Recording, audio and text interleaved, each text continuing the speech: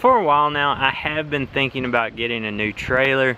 I was going back and forth if I wanted to get a newer, bigger enclosed trailer, or if I wanted to get an open trailer and try out what an open trailer would be like. I know I get a lot of questions about, you know, what's the benefits of having that enclosed trailer versus having an open trailer. And I've never really been able to answer that question because personally I have never used an open trailer before. So this is going to be an absolutely new experience for me trying out an open trailer. So I did not end up buying a new trailer. I actually got a used trailer off of another lawn care guy who he's kind of downsizing his company a little bit because he was able to get a nicer, better job, kind of thing like that.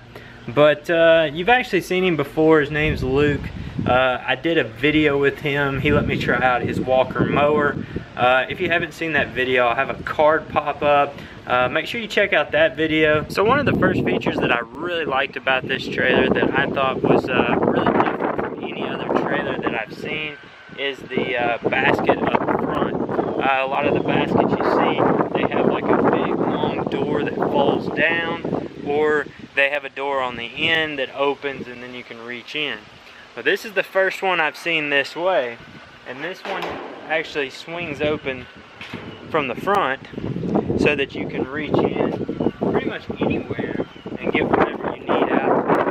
So that was something I really liked about this trailer, was this feature of this front door on the basket instead of the side door or the big flop down door. I've seen those things where they've actually flopped open and guys have had weed eaters in them and they've actually bounced their way out because they didn't know it was open and they lost weed eaters and things like that. I think you have a less of a chance of that happening with something like this. I think I could still fit a weed eater in there and it would be pretty easy to get it in there. And then even if this door was to swing open, I think there'd be a lesser of a chance of the weed eater falling out with it like this than with the full flop down door. Another thing on this trailer that I really liked was the rear gate actually has these extra metal pieces welded on to give the gate a little extra support. So if you wanted to drive like bigger pieces of equipment up onto this trailer, you wouldn't have to worry about the gate wanting to give way or bend. Now on the other side of that, it actually makes this gate really, really heavy. I was a little shocked at how heavy it was. I do plan on getting those gate assists and mounting those up here on this top rail and making it a little easier on me, because with how heavy this gate is, I would not want to have to pick it up and put it down, you know, dozens of times a day. That would suck with how heavy this thing is. The latch system that these gates have, I really like. I think it's neat how it works.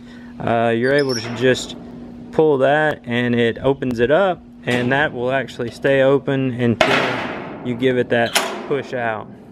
I don't think there's any way that could bounce open or anything like that, but I guess if that ever does kind of happen, I can always put a pin in this hole and it would never happen again.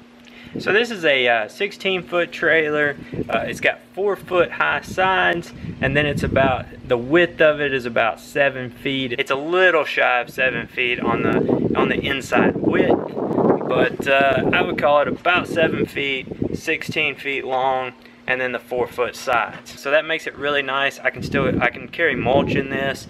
I can carry more mulch at one time. My little mulch trailer carries about 5 yards. And I'm not sure what this would carry. I'd have to just kind of measure it out and do the math, but I guarantee you it holds more than my little trailer. So it does have these homemade weed eater racks on here. I'm actually just going to cut those off pretty much immediately, and going to be putting on all Equipment Defender stuff. I've really liked that Equipment Defender in my enclosed trailer, so I'm going to stick with it. That way I don't have to change out the little blocks. I can just move the weed eaters from one to the other without having to change anything, move anything, readjust anything. He had a little toolbox on the front. He just decided he was going to go ahead and leave it on there. I'm going to leave it on there for now, see if I use it. If I end up not using it, I'll end up just pulling it off of there, and I'll find out if he wants it back. I'm really excited about this trailer. I'm excited about trying this open trailer versus my enclosed trailer. I want to do kind of a series of videos about this, all the work I'm going to put into this new trailer, all the things I'm going to add to it to get it kind of ready for me to use. I haven't ran it yet because of the fact that I don't really want to have to switch things around quite yet. I want to get the new racks in, get those all installed, and kind of get the trailer just ready to go before I make any switches. We're coming close to the end of the season. I'm not sure if I'm going to make it to be able to actually utilize this trailer for this season. It may be next season before I get to really, you know, get into it, see how I like it and things like that. Like I was saying before, I get a lot of questions about, you know, why did you choose enclosed over an open? And I've never been able to really answer that question because it's just what I started with. It was the only thing I've ever used was the enclosed trailer. So by purchasing this, it gives me that opportunity to see both sides and really see what I think is best for me and my business. And you know, my feeling is if I start running this open trailer and I don't like it, I can always get my money back. You know, trailers just don't lose value very quickly, especially when they're taken care of as well as this one's taken care of. This trailer is only about 8 months old.